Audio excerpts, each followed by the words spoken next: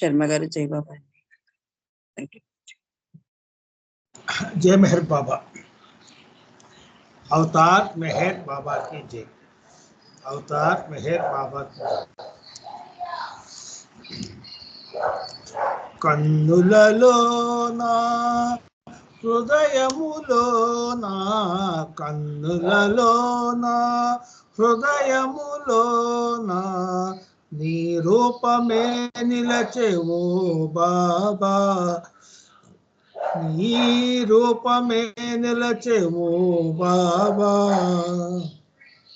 వికసించు విరజిల్లు నీ మోమునా ఎన్నెన్నో కాంతులు వెలిగేనులే వికసించు విరజిల్లు నీ మోమునా ఎన్నెన్నో కాంతులు వెలిగేనులే ఎన్నెన్నో జన్మల పుణ్యముగా ఈ జన్మలో నిన్ను కాంచితిని కన్నులలోనా హృదయములోనా నీ రూపమే నిలచెవు బాబా మృదు మధుర నీ నామ స్మరణముయే నిలిపేను మా హృదయ ఫలకమునా మృదు మధుర నీ నామ స్మరణముయే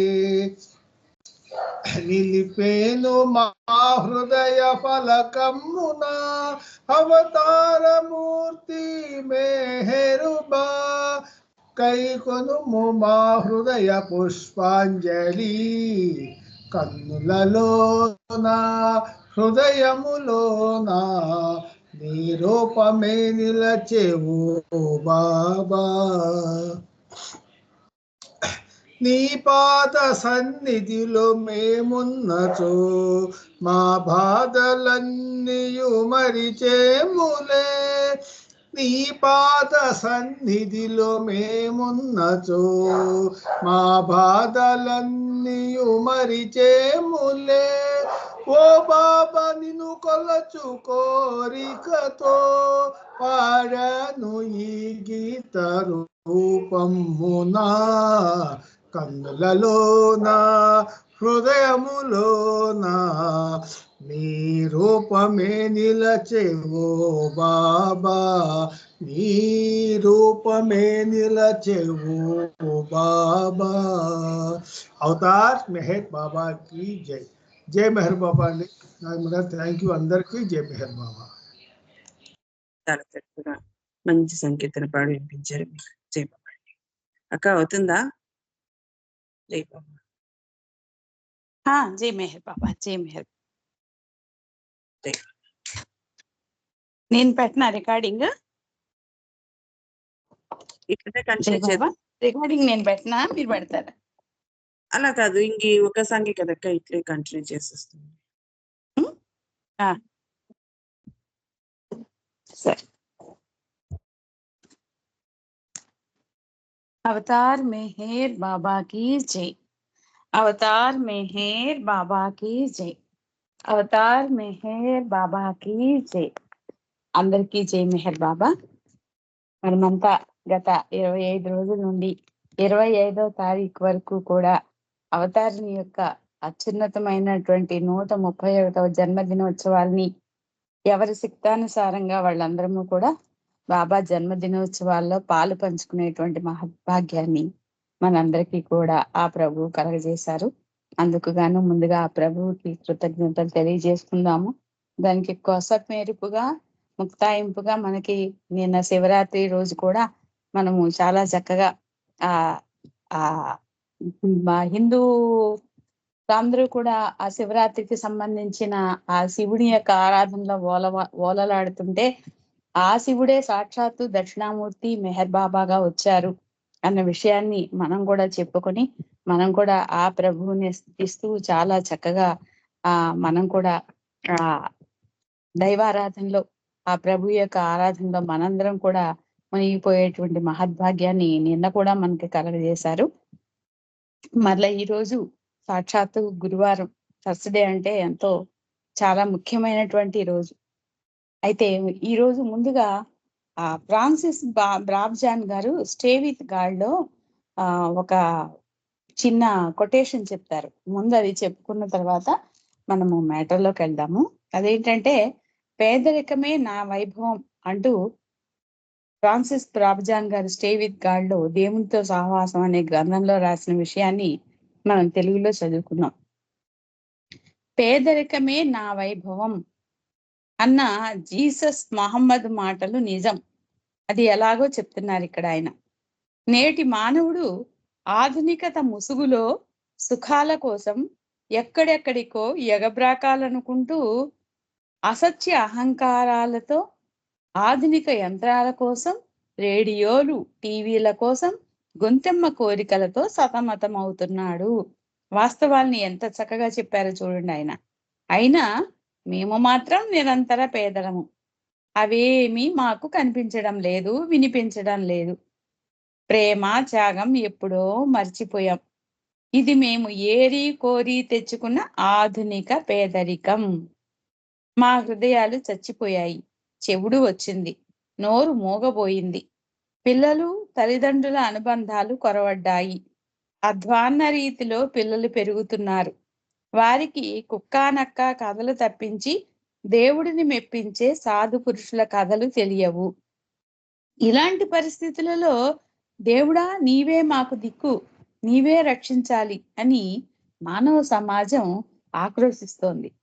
దేవుడా, ఒక్క పూటైనా మాకు కడుపు నిండా తిండి పెట్టు, తర్వాత మాకు మిగిలేది ఆకలే కదా మహమ్మద్ వారు చెప్పినట్టు అంటూ ఇంకా అంటున్నారు. నా బ్రతుకు కుంటి గుర్రపు స్వారీ, రాత్రెండు చెట్టు క్రింద విశ్రాంతి, ఉదయాన్నే మళ్ళీ ప్రయాణం. పేదరికంలో ఏదో పిచ్చి ప్రేలాపన చేస్తున్నాం, మన్నించు. నీ ప్రేమ విక్ష ప్రసాదించు. నీ ప్రేమ అనే బియ్యపు గింజలు కొన్ని, మధురమైన నీ నామం అనే మధుబిందువులు కొన్ని అనుగ్రహించు. ఎందుకంటే మా బ్రతుకులు అంతంత మాత్రం. నీ విశాలమైన పచ్చిక మైదానంలో పేదరికము మాకు కాపలాదారుడు. మావి వెర్రి కోరికలు, ఎండమావిలో పంట పొలాలు, ఎడారిలో సెలయేరు దగ్గర కుప్పిగంతులు. ఎండమావిలో పంట పొలాలు అసహజమే, ఎడారిలో సెలయేరు కూడా అసహజమే, రెండూ లేనివే. అక్కడ మేము కుప్పిగంతులు వేస్తున్నాం అంటున్నారు ఫ్రాన్సిస్ బ్రాబ్జాన్ గారు. సంధ్యా సమయంలో గుర్రపు సకిలింతలు. బాబా మమ్ము మన్నించు. నిజంగా నీవు మమ్ము ప్రేమిస్తుంటే పేదరికమే మాకు పెన్నిది. మా బుద్ధిని మందగింప చెయ్యి. ఎందుకంటే బుద్ధి మనసుకు సంబంధించి బుద్ధి అనేది ప్రవర్తిస్తూ ఉంటుంది కాబట్టి మాకు ఆ బుద్ధిని మందగింప చెయ్యి అంటున్నారు. అంటే మనసుని మందగింప చేయమంటున్నారు ఇక్కడ. మాకు ఆశలు లేకుండా చెయ్యి, మా ఆశలను అడియాసలు గావించు. ఆకలిలో కలలను ఏమార్చు. సంకుచిత లోకం మమ్మల్ని తిరస్కరించేలా చెయ్యి. వినాశనమే మాకు లాభం.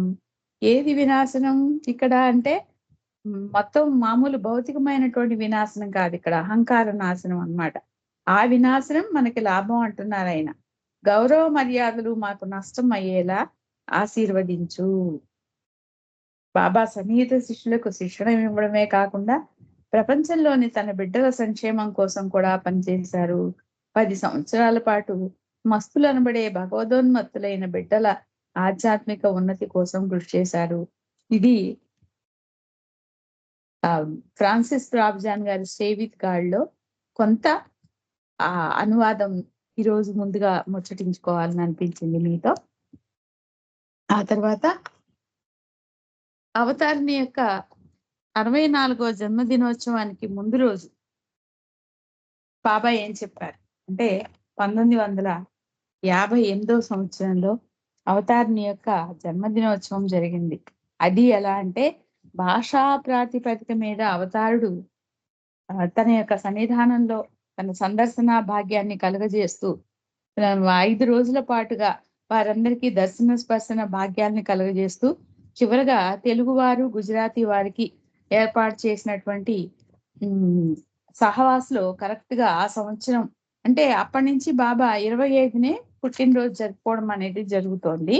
అది ఫిబ్రవరి 25వ తారీఖునే జరుగుతోంది, పార్సీ క్యాలెండర్ ప్రకారం కాకుండా.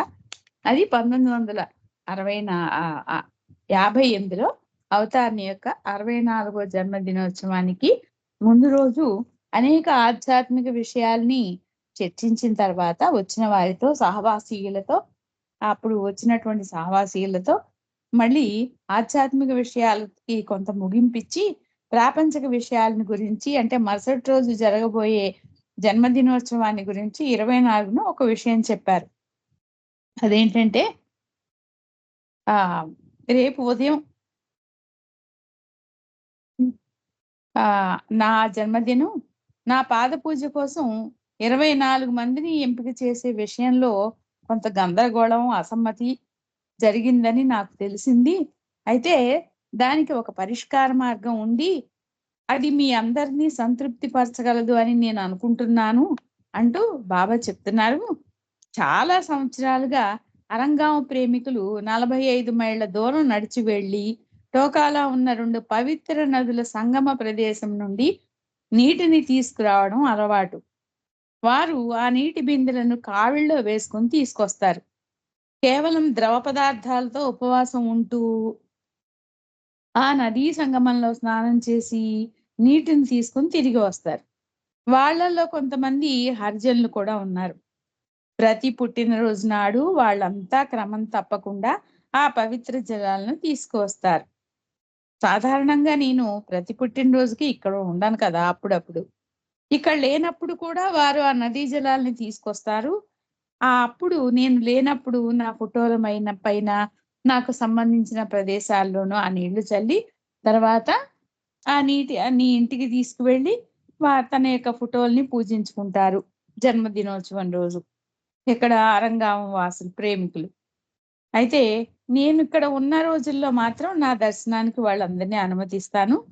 వాళ్ళు మాత్రం నేను ఉన్నా లేకపోయినా సరే ప్రతి జన్మదినోత్సవం రోజున టోకా నుండి ఆ పవిత్ర 2 నదుల సంగమంలో ఉన్నటువంటి ఆ నదీ జలాల్ని తప్పకుండా తీసుకొస్తారు వాళ్ళు. అయితే ఈసారి టోకా నుండి సుమారు 12 మంది ఇంకా ఎక్కువ మందే జలాల్ని తీసుకొని రేపు ఇక్కడికి వస్తారు. నీటితో వచ్చిన వారిని ఈ సమావేశ స్థలానికి పంపమని చెప్పి పెండుకి చెప్పాను. వారు తెచ్చిన నదీ జలాలతో ఏమంటున్నారో చూడండి. చివరికి పరిష్కార మార్గం ఏంటంటే బాబా చెప్పిన పరిష్కార మార్గం, నా పాదాలను నేనే అభిషేకించుకుంటాను. ఇదే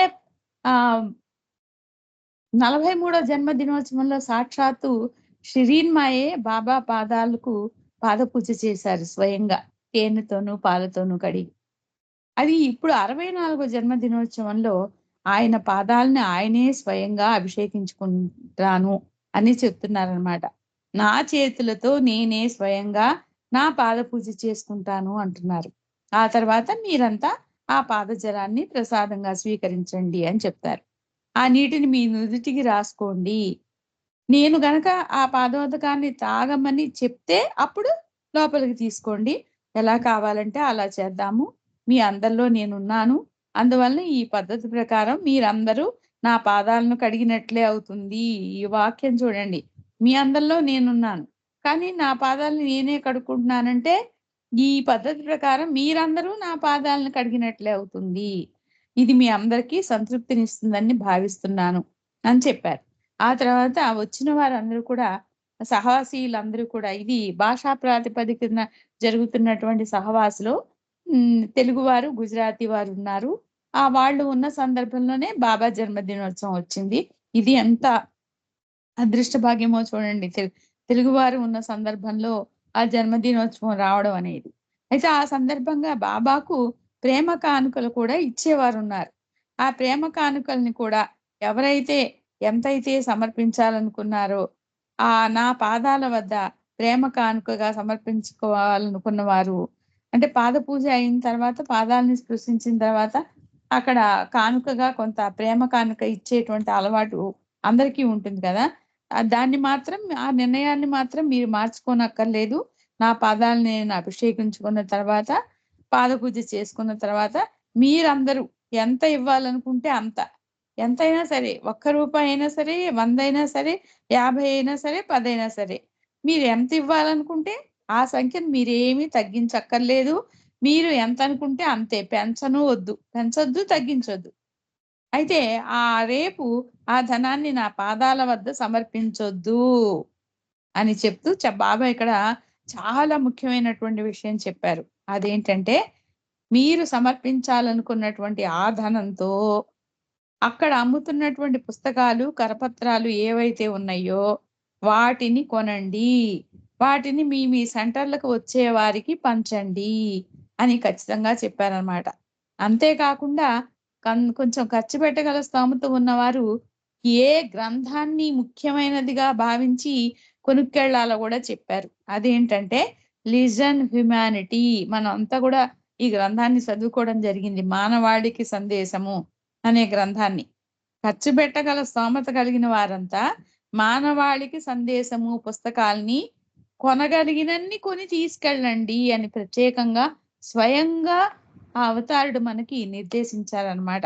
ఆ పుస్తకం అంటే ఇప్పుడు మన అందరి దగ్గర ఇంచుమించు ఆ గ్రంథం ఉంది, లిజన్ హ్యుమానిటీ, మానవాళికి సందేశం అంటూ బాబా అంటున్నారు. ఒకవేళ మీరు నా పాదాల దగ్గర 100 రూపాయలు సమర్పించాలనుకున్నారనుకోండి, మానవాళికి సందేశం అనే గ్రంథాలు 4 వస్తాయట.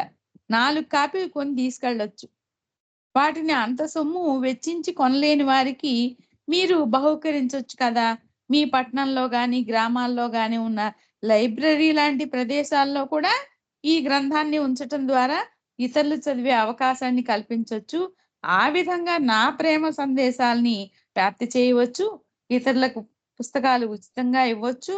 డబ్బును కొద్దిగా మాత్రమే ఇవ్వాలనుకునే వాళ్ళు చిన్న చిన్న పుస్తకాలని, ఫోటోలను కొని ఇతరులకు పంచవచ్చు. అంటే 4 కాపీలు తీసుకెళ్ళొచ్చు 100 రూపాయలకి అన్నారంటే ఒక్కొక్క గ్రంథం విలువ 25 రూపాయలు అనమాట. ఆ తర్వాత మరొక చిన్న పుస్తకం చెప్తున్నారు, లైఫ్ ఎట్ ఇట్స్ బెస్ట్, ఉత్తమోత్తమ జీవనం. ఇందులో కూడా చాలా చాలా చాలా మంచి సందేశాలు ఉన్నాయి. అవి కూడా ఆ కాపీలు కూడా వచ్చాయి. అవి బొంబాయి నౌకాశ్రయానికి చేరాయని చెప్పి ఆది సీనియర్ చెప్పారు. ఆ పుస్తకాలు కూడా త్వరలోనే వచ్చేస్తాయి. అవి ఎప్పుడు వస్తాయో కనుక్కున్నాను. వాటి వెల కనీసం ఎంత ఉంటుందంట, ₹1.50, ₹1.50. వాటిని అమ్మమని చెప్పి నేను చెప్పాను. మీరంతా ఆ గ్రంథాన్ని కూడా సాధ్యమైనన్ని కాపీలు కొని వాటిని పంచొచ్చు కొని అని చెప్పారు. ఇంకా అంటున్నారు బాబా, ₹1 కూడా ఖర్చు పెట్టలేని వారు చింతించవద్దు. మీ ప్రేమను కానుకగా రేపు నాకు అందజేయండి. పుస్తకాలు కొన్నవారు వాటిని అలా మీ దగ్గరే ఉంచుకోకుండా మీ ప్రాంతాలలో నలుగురికి పంచి వీలైనంత ఎక్కువ మంది వాటిని చదివేలా చూడాలి అని చెప్పారు. ఇది ఆ రోజు చెప్పినటువంటి ముఖ్యమైనటువంటి విషయం. తర్వాత ఇంకా చాలాసేపు మాట్లాడారు. ఆ రోజు ఆ సహవాసం అయిపోయిన తర్వాత 25వ తారీఖున ఏం జరిగిందో చూద్దాం. బాబా జన్మదినోత్సవం రోజున 64వ జన్మదినోత్సవం 1958వ సంవత్సరంలో చాలా చక్కగా చాలా మంది సహవాసీయులు ఉన్నారు కాబట్టి ఎక్కువ మంది ఎంతో కడురమ్యంగా అలంకరించారు. ఆ మెహరాజాల నుంచి వస్తారు కదా అవతారులు, వచ్చేటువంటి ఆ బాటలో మంచి మంచి స్త్రీలందరూ రంగవల్లులు తీర్చిదిద్దారు, తోరణాలు కట్టారు, జెండాలతో ముస్తాబు చేశారు. ఆహ్వానం వెల్కమ్ అనేటువంటి అక్షరాల్ని అందంగా తీర్చిదిద్ది ఒక కమాన్ అంటే ఆర్చ్ లాంటిది నిలబెట్టి వెల్కమ్ అని పెట్టారు. 2 ప్రక్కల పూల కుండీలను అమర్చారు. ఇదంతా మనము అమరసిద్ధికి వెళ్ళినప్పుడు కానీ, అలాగే జన్మదినోత్సవాలకు వెళ్ళినప్పుడు కానీ, అలాగే మనం సహవాసులు చేసుకున్నటువంటి మన ప్రాంతాల్లో కానీ ఈ రకమైనటువంటి ముస్తాబ్ అనేది మనం నిజంగా మనందరం కూడా ఇప్పుడు చేసుకుంటున్నాం. ఆ రోజున అలాగే వాళ్ళంతా కూడా ఏర్పాటు చేశారనమాట. రంగురంగుల కమాన్లు, జెండాలు, తోరణాలతో అక్కడ ఉన్నటువంటి ప్రదేశం అంతా ఎంతో అందంగా మెరిసిపోతోంది. ఒక పండుగ వాతావరణం సంతరించుకుంది అక్కడ. ఆ తర్వాత ఫిబ్రవరి 25 తెల్లవారుజాము నుండే వచ్చినటువంటి సహవాసీయులు, స్త్రీలు, పురుషులు అందరూ కూడా బాబా రూపాన్ని ధ్యానిస్తూ, నామాన్ని ధ్యానిస్తూ భక్తి కీర్తనలు ఆలపించారు, హారతులు పాడారు. ఆ సమయంలో మెహరాబాద్ అంతా కూడా ప్రేమ కాంతులతో ప్రకాశిస్తూ ఉంది. జన్మదిన వేడుకల సందర్భంగా బాబాను అక్కడ ఉన్నటువంటి ఆ పెండాల వరకు కూడా ఊరేగింపుగా తీసుకురావడానికి అనువుగా ఆ వస్తున్నటువంటి వాహనం యొక్క టాప్ ని మార్చుకోగలిగేటువంటి కారును కూడా ఏర్పాటు చేసి తీసుకొచ్చారు. అయితే ఒక నావ ఆకారంలో తీర్చిదిద్ది పూలతో అలంకరించారు. నిన్న కాకినాడ వాళ్ళని ఊరేగింపు చూసినట్లయితే ఇంచుమించు నాకు అదే గుర్తుకొచ్చింది. ఒక చక్కటి వాహనం, చాలా చక్కటి వాహనాన్ని తయారు చేశారు. అది మనమంతా కూడా చూసాం. వాట్సాప్‌లో అక్కడ పెట్టారు. వీళ్ళు ఒక నావ ఆకారంలో తీర్చిదిద్దారు బాబా ఊరేగింపు కార్‌ని. పూలతో అలంకరించారు. అరంగాంకు చెందినటువంటి లక్ష్మణ్ మాలవాడే అనే ఆయన దాన్ని నడిపాడు. బాబాను ఆహ్వానించడానికి సహవాసీయులందరూ అహ్మద్ నగర్ రోడ్డులో 1/2 మైలు ముందుకు నడిచి వెళ్లి అక్కడ వేచి ఉన్నారు. వాళ్ళంతా అరంగా గ్రామస్తులందరూ పాటలు పాడుతూ నృత్యం చేస్తూ ఒక పెద్ద ఊరేగింపుగా వచ్చారు. అదే సమయానికి అరంగాం నుండి టోకా వెళ్ళినటువంటి బాబా ప్రేమికులు పవిత్ర జలాలతో తిరిగి వచ్చారు. వాతావరణం అంతా అవతారిణి యొక్క జయ జయ ధ్వానాలతో మారుమోగిపోతోంది. బాబా కారు మెహరాజాద్ నుండి బయలుదేరి కొంత దూరం వచ్చాక ఇక్కడ గుర్తుపెట్టుకోవాల్సింది ఏంటంటే, అవతారుడు మానవ రూపంతో మన మధ్యకు వచ్చినప్పుడు ఆయనకు మనలాగానే అన్ని అవసరాలు ఉంటాయి. భౌతికమైనటువంటి అవసరాలన్నీ కూడా ఉంటాయి. ఈ విషయాన్ని గురించి కూడా, నా ఆకలి గురించి కూడా మీరు పట్టించుకోలేదు అని కూడా ఒకసారి మనకు చెప్పారు. నాకు కూడా మీలాగానే అన్ని ఉంటాయి. ఆకలి ఉంటుంది. అలాగే మరి భౌతికమైనటువంటి అవసరాలు ఇవన్నీ కూడా ఉంటాయి అని చెప్పి ఒకసారి చెప్పారు. ఆ విషయం తెలుసుకోవడం కోసం ఈ విషయాన్ని ఉదాహరణ ద్వారా మనం మీ ముందు నేను చెప్పాలని అనుకున్నాను. ఆ రోజు ఏమైంది, కొంత దూరం వచ్చాక టాయిలెట్‌కి వెళ్ళాలి అన్నారంట బాబా. అంటే ఆ రోజు ఉదయం బాబాకి ఆ పని పూర్తి కాలేదు. ఉదయాన్నే తెల్లవారుజామున లేచి చేసుకునేటువంటి ఆ కార్యక్రమం పూర్తి కాలేదు. అప్పుడు ఏరిచ్చి అన్నారు, ఆది సీనియర్ నివాసం ఉంది కదా, అక్కడ ఆగుదామా పోనీ అని అన్నారు. వద్దు త్వరగా మెహరాబాద్కే నేరుగా పోనీ అని సంజ్ఞ చేశారు. మళ్ళీ బాత్రూమ్కి వెళ్ళాలని మళ్ళీ మధ్యదారిలో మళ్ళీ అడుగుతారు. పోనీ అక్బర్ ప్రెస్ దగ్గర ఆగుదామా అహ్మద్ నగర్ లో అంటారు ఏరిచ్. లేదు మెహరాబాద్ గబగబా వెళ్ళిపోయి నేరుగా నా గదికి వెళ్ళిపోతాను ముందు, ఆ తర్వాత మిగతా వాళ్ళని కలుస్తాను. అక్కడ ఉన్నటువంటి నా పాటను ఉపయోగించి నా పని ముగిస్తాను. నా రూమ్ లోకి వెళ్ళిపోతాను. మీరు ఎవరిని లోపలికి రానియొద్దు అని చెప్తారు బాబా. సరే, బాగా స్పీడ్ గా ఏరిచి కారు నడుపుతున్నారు. కానీ సరిగ్గా 7:30 నిమిషాలకి ఇంకా మెహరాబాద్ కి సుమారు 3 పర్లాంగుల దూరంలో ఉండగానే బాబా ప్రేమికులందరూ చుట్టుముట్టారు, ఎదురయ్యారు బాబాకు స్వాగతం చెప్పడానికి. ఏరిచి గట్టిగా హార్న్ కొడుతూ అందరినీ తప్పుకోమని, దారి ఇమ్మని చెప్తూనే ఉన్నారు. కానీ అవతార్ మెహర్ బాబాకి జై, అవతార్ మెహర్ బాబాకి జై అనేటువంటి ఆ జై జయధ్వానాల్లో ఈయన మాటని ఎవరు పట్టించుకోవట్లేదు. దారి ఇమ్మని చెప్తున్నా గానీ ఎవరు దారి ఇవ్వట్లేదు. బాబా కారు చుట్టూ గుమికూడేశారు. ఎంత గట్టిగా హార్న్ కొడుతున్నా సరే, పక్కకు తప్పుకోమన్నా సరే, ఎంత అర్థించినా సరే ఏరిచ్. సరే, అప్పుడు ఏరిచ్తో బాబా అంటారు, నువ్వేం మాట్లాడకుండా ఉండు, వాళ్ళ ఉత్సాహాన్ని నీరు కార్చొద్దు. ఎందుకంటే అనేక జన్మల అనంతరం ఈ జీవితంలో ఒక్కసారి ఇటువంటి అవకాశం వాళ్ళకి లభించింది అన్నారు. అని ఆ కరుణామయుడు చూడండి, తన ప్రేమికుల్ని తన యొక్క అవసరాలను కూడా ఆపుకొని ఓర్చుకుంటూ మరి అలా మాట్లాడారనమాట. కారు కొంచెం కొంచెంగా ముందుకు సాగుతుంది. ఇంకా స్పీడ్ గా వెళ్ళటానికి లేదు. అక్కడ చెప్పిన విషయం ఏంటి, గబగబా వెళ్ళిపోదాం, ముందు వెళ్ళిపోతాను తర్వాత అన్నారు. కానీ అలా జరగలేదు ఇక్కడ. ఆ విధంగా ప్రేమికుల అమితానందం ప్రియతమునికి ఏమైంది, అక్కడ యాతనైపోయింది. డెహ్రాడూన్ నుండి చిత్ర నిర్మాత ప్రకాష్ చప్రా ముందు రోజే 20 మంది సన్నిహితులతో మెహరాబాద్ చేరుకున్నాడు. ఈ ఊరేగింపునంతా కూడా ఒక క్రమ పద్ధతికి తీసుకొచ్చి ఒక ఫిల్మ్ తీయటం మొదలు పెట్టారు.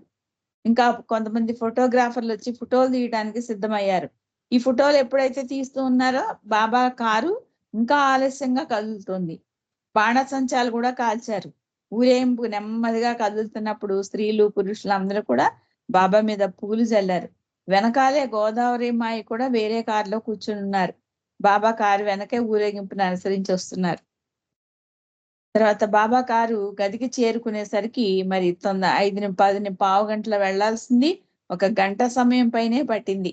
ఇంకా మల విసర్జన చేయాలనే తొందర ఉన్నప్పటికీ కూడా అవతారుడు మాత్రం చిరునవ్వులు చిందిస్తూ పాడేవారిని, నృత్యం చేసేవాళ్ళని ఆనందంగా చూస్తూ ప్రోత్సహించడం అనేది జరిగింది.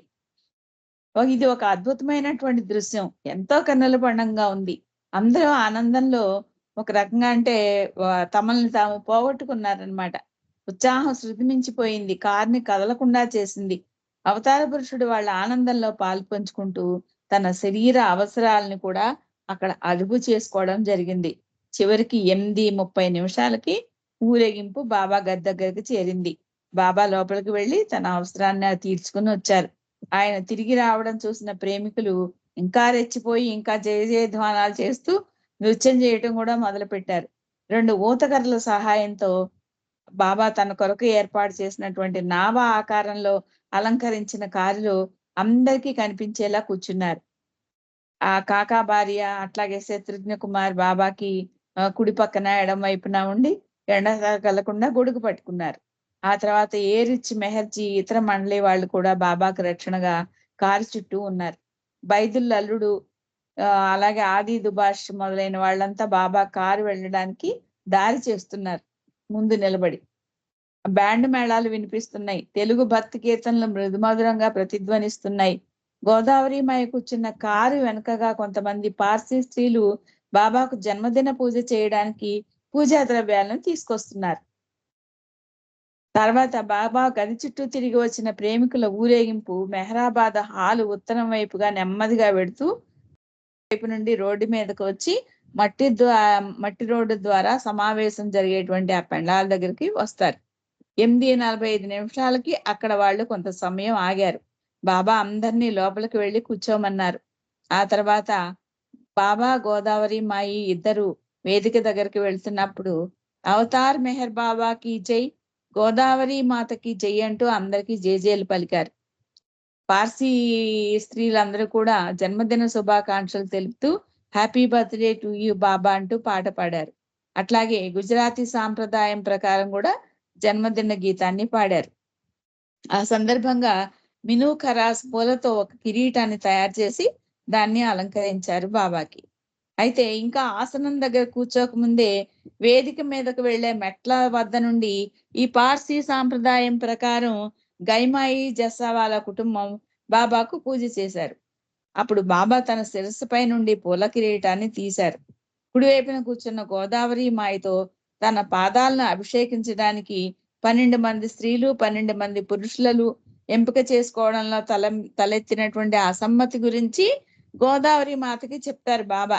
ఆ తర్వాత తన పాదాలని తానే స్వయంగా అభిషేకించుకొని ఆ నీటిని గ్రామస్తులు తెచ్చిన మిగిలిన గోదావరి నీటితో కలుపుతానని కూడా చెప్తారు.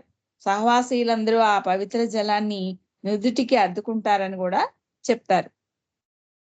ఆ తర్వాత అరంగామ ప్రేమికులు టోకా నుండి తెచ్చిన గోదావరి జలాలను ఒక పెద్ద రాగి పాత్రలో పోయడానికి స్వయంగా బాబాయే సహాయం చేస్తారు. ఆ పాత్రని బాబాకి కుడివైపు ఉంచారు. అలాగే స్త్రీలు పురుషులు సీసాలతో తెచ్చిన ఇతర పవిత్ర నదీ జలాలను కూడా ఆ పాత్రలో పోశారు.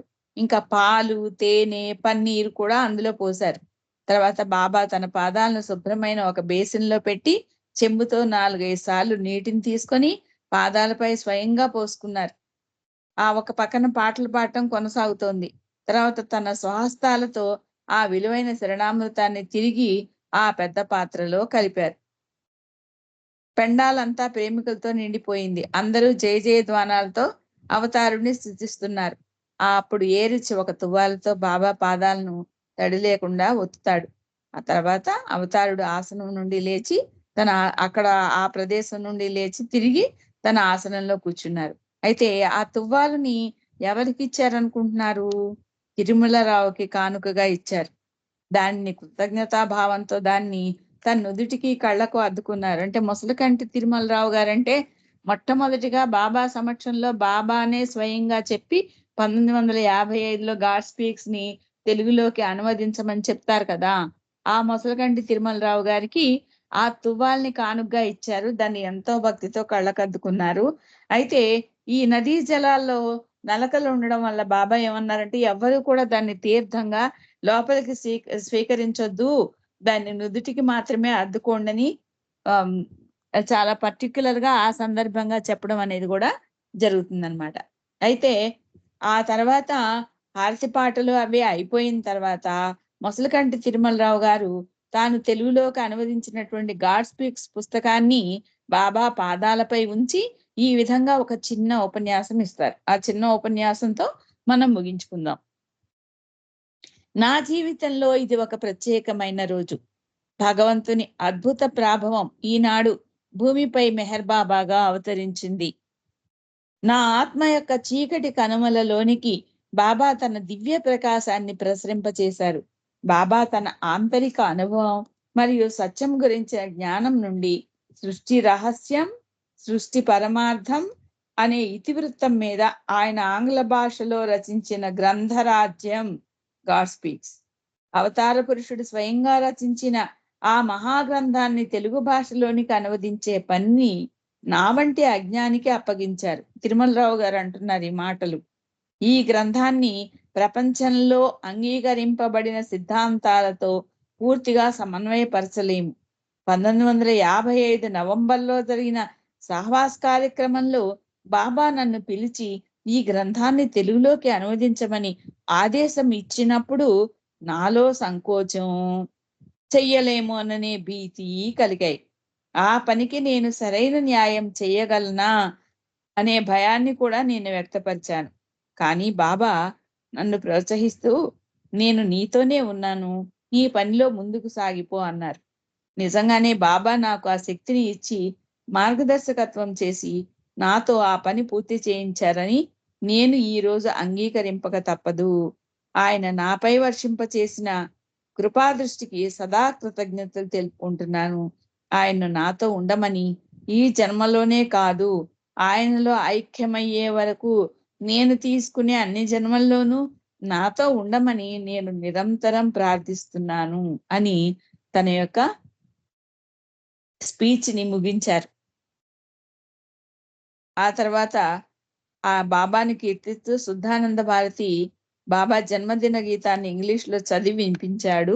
దాని తర్వాత సంగీతకారులు పాడటం అనేది జరిగింది.